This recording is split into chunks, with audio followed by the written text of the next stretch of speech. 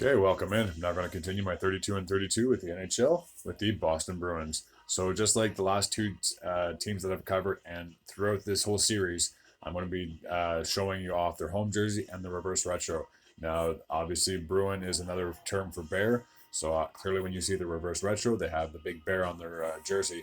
They used to have this back in the mid 2000s as like their alternate jersey. I'm pretty sure it was like a yellow jersey, and they also had the bear on the front too. So, in my opinion, it's kind of a neat jersey and a bit of a throwback to say the least. I guess that's why they call it retro. So this past season, the Boston Bruins had undoubtedly one of the best seasons of any team.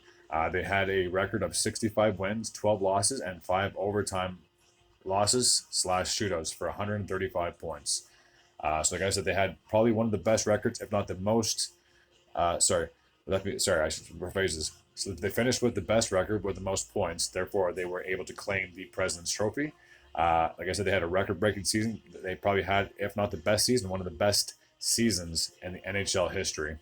After Tuukka Rask retired after the 2021 season, they had to go and find a replacement for him, and they found the guy in Jeremy Swayman. Kidding, although he is a young goaltender who I'm sure will emerge as a starter at some point. But they actually got Linus Ullmark from the Buffalo Sabres, and let's just put it this way: he went on to win the Vezina Trophy this past season as the best goaltender in the league. He had an amazing GAA. He had an amazing save percentage. So obviously, if you have the best in those two categories, you're ultimately going to get the Vezina Trophy. And despite finishing with despite the team overall finishing with the best overall record, the President's Trophy curse is no joke. It is absolutely real. Just because you have the best regular season and you have the home ice advantage throughout the playoffs does not necessarily mean you're guaranteed to succeed and go far into the playoffs. So in the first round, they would play the Florida Panthers and their division rival, or one of their divisions rivals. The teams would split the first two games at the TD Arena. The Bruins would then go into Florida to take games 3 and 4 to take a commanding 3-1 series lead. Patrice Bergeron missed the first 4 games of the season, started the first four games of the series. So when he came back, I figured that would give the team enough momentum to try to, get over the hump and be able to pursue a yet another playoff run. But despite their best efforts and despite getting their captain back in the lineup, it was not meant to be, as they would lose games 5, 6, and 7, as Florida Panthers would move on to the second round and pull off one of the biggest upsets in recent years when it comes to knocking off a contender.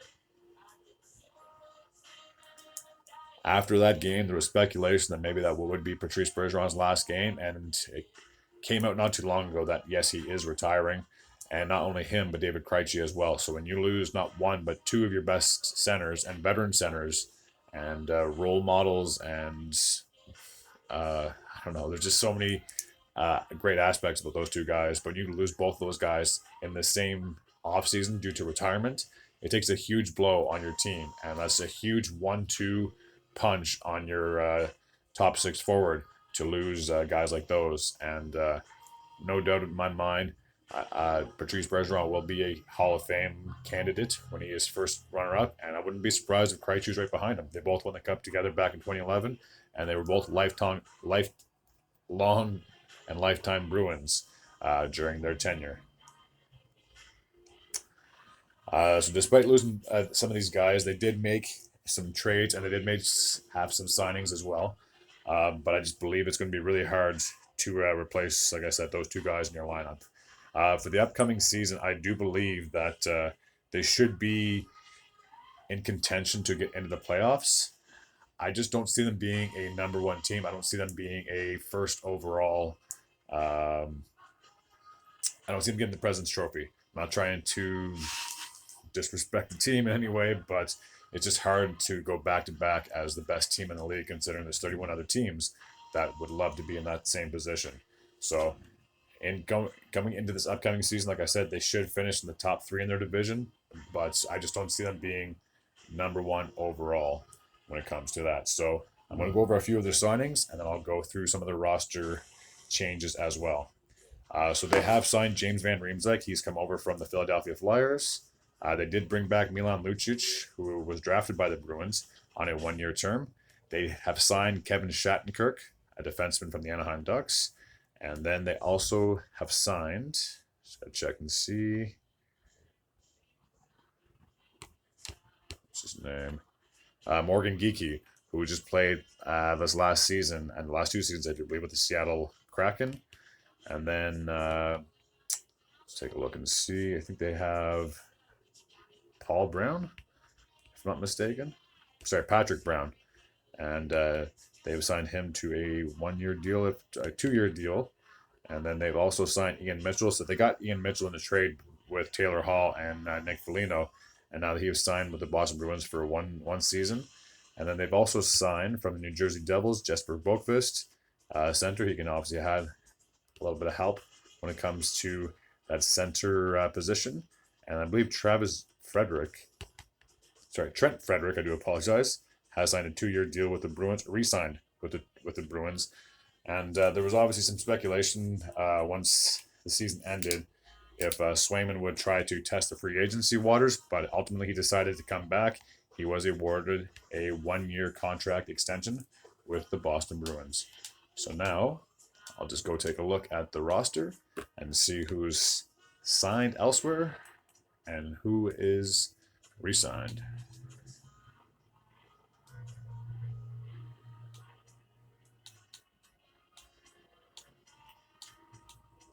So I'm not going to bother pulling up the goaltending situation because I've already explained that. So obviously, it's going to adjust this a little bit. It's going to move back. There we go. You can see this screen. So as I mentioned at the start, Patrice Bergeron has called it quits. He is retired. Tyler Bertuzzi has signed with the Toronto Maple Leafs. Brandon Carlo obviously is still signed for 3 more seasons. Connor Clifton has signed with the Buffalo Sabres. Charlie Coyle is still there for 3 more years. Jacob DeBrusk still has 1 more year left to go on his contract. Nick Foligno, as I previously mentioned, was traded to the Chicago Blackhawks. Derek Forbort still has 1 more year left on his contract. Trent Frederick has resigned. Matt Grzelcyk has 1 more year left to go on his deal. Taylor Hall, along with Nick Foligno, which I had previously mentioned, were both traded to the Blackhawks. Garnet Hathaway, he has signed with the Philadelphia Flyers. David Krejci, as I mentioned before, he has also retired. Jacob Lauko has re-signed with the Boston Bruins. Hampus Lindholm still has 7 more years left to go on his contract. Brad Marchand still has 2 more years left to go on his contract. Charlie McAvoy has 7 more years, so he's not going anywhere anytime soon. Thomas Nosek, take a look. I'm pretty sure he's signed elsewhere. Just going to take a quick little peek.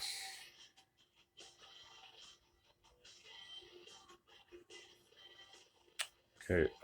He has signed with the New Jersey Devils. He has left Beantown. Dmitry Orlov has gone as well. He signed with the Carolina Hurricanes. David Pastrnak, last year of his deal was this past season, but he signed an 8 year extension for 11.25. So he ain't going anywhere anytime soon, and he's going to be making bank, to say the least. Pavel Zacha, again, his contract, just like Pastrnak, has expired, but he is signed for 4 more seasons at 4.75 mil. And yeah, that takes care of the roster for this past year. So, like I said, it'll be interesting to see what happens, how the players gel with the new group that they have brought in. But I still believe that they're going to be, like I said, in that Atlantic division. They still should finish in the top 3. I just don't know if they're going to finish first overall in the division, let alone first overall in the entire league. So for the Bruins, they should take a step back with the Krejci and Bergeron retiring, but I still think, like I said, they still should be in contention to make the playoffs. As always, thank you all for tuning in, and until next time, take care.